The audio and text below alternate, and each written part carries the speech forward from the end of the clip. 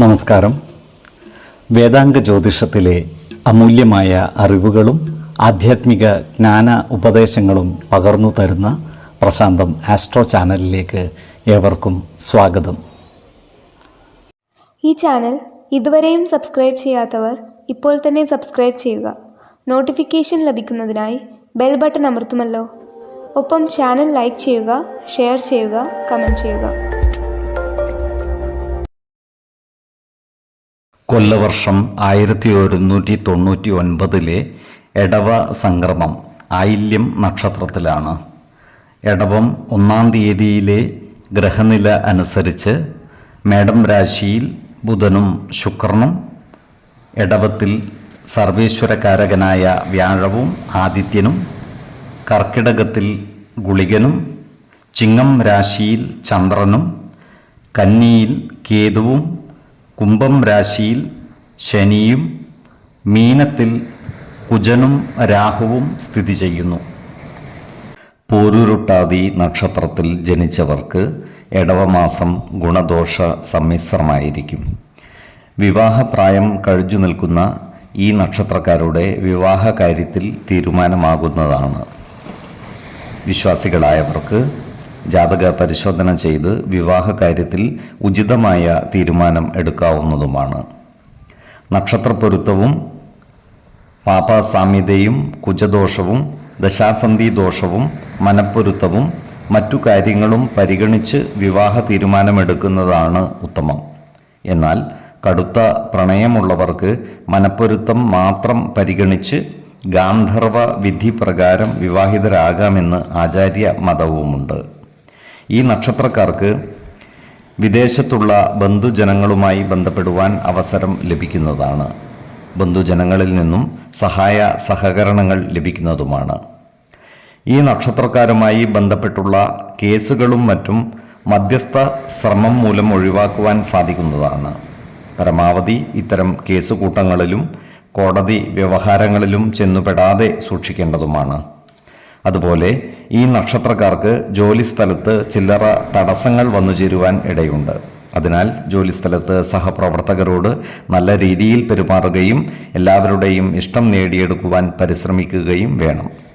ജോലിസ്ഥലത്തുള്ള അനാവശ്യ ഇടപെടലുകളും ഭാഷണങ്ങളും ഒഴിവാക്കി മുന്നോട്ട് നീങ്ങുവാൻ പരമാവധി പരിശ്രമിക്കേണ്ടതാണ്. ഏതൊരു കാര്യത്തിൻ്റെയും വരും വരായികകൾ മനസ്സിലാക്കി പ്രവർത്തിക്കുന്നതാണ് ഗുണകരമാവുക. 4, 12, 22 തീയതികൾ അനുകൂലമാണ്. ഉത്രട്ടാതി നക്ഷത്രത്തിൽ ജനിച്ചവർക്ക് എടവമാസം പൊതുവെ ഗുണദോഷ സമ്മിശ്രമായിരിക്കും. ഈ നക്ഷത്രക്കാർ വീടുമാറി താമസിക്കുവാനുള്ള സാധ്യതകൾ കാണുന്നുണ്ട്. എന്നാൽ വിശ്വാസികളായവർക്ക് ജ്യോതിഷ പ്രശ്ന ചിന്ത ചെയ്ത് വീട് മാറുന്നതുമായി ബന്ധപ്പെട്ട കാര്യങ്ങളിൽ ഉചിതമായ തീരുമാനം എടുക്കാവുന്നതുമാണ്. താമസത്തിനായി പുതിയ ഭവനം വാങ്ങിക്കുമ്പോഴോ നിർമ്മിക്കുമ്പോഴോ വാസ്തു പരിശോധന നടത്തുന്നത് ഉത്തമമാണ്. വാസ്തുശുദ്ധിയുള്ള ഭവനത്തിൽ താമസിച്ചാൽ സർവ്വ ഐശ്വര്യങ്ങളും ഉണ്ടാകുന്നതാണ്. വാസ്തുശുദ്ധിയില്ലാത്ത ഭവനത്തിൽ താമസിച്ചാൽ ദോഷഫലങ്ങൾ അനുഭവിക്കുവാൻ ഇടയാകുകയും ചെയ്യും. ഈ നക്ഷത്രക്കാർ സഹോദരങ്ങളുമായി നല്ല സ്നേഹബന്ധം നിലനിർത്തുവാൻ പരിശ്രമിക്കേണ്ടതാണ്. അല്ലാത്ത പക്ഷം കലഹത്തിലും ആപത്തിലും ചെന്നു ചാടുവാൻ ഇടയാകും. സഹോദരങ്ങളുമായി എല്ലാ കാര്യങ്ങളും തുറന്നു പറയുകയും ആവശ്യമെങ്കിൽ അവരുടെ സഹായ സഹകരണങ്ങൾ തേടുകയും വേണം. ഈ നക്ഷത്രക്കാരായ വിദ്യാർത്ഥികളും ഉദ്യോഗാർത്ഥികളും മത്സര പരീക്ഷകളും മറ്റും എഴുതുന്നതിനായുള്ള പരിശീലനങ്ങളിൽ ഏർപ്പെടുന്നതായി കാണാം. കഠിന പരിശ്രമം ഇവരെ വിജയത്തിലേക്ക് നയിക്കുകയും ചെയ്യുന്നതാണ്. ഈ നക്ഷത്രക്കാർക്ക് ജോലിയിൽ സ്ഥലം മാറ്റം വന്നു ചേരുവാനുള്ള സാധ്യതകൾ കാണുന്നുണ്ട്.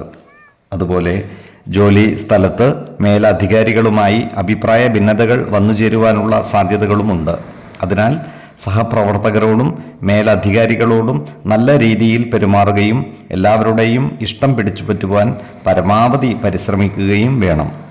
ജോലിസ്ഥലത്ത് കൃത്യനിഷ്ഠതയും സത്യസന്ധതയും പാലിച്ച് മുന്നോട്ട് നീങ്ങുവാൻ പ്രത്യേകം ശ്രദ്ധിക്കുകയും വേണം.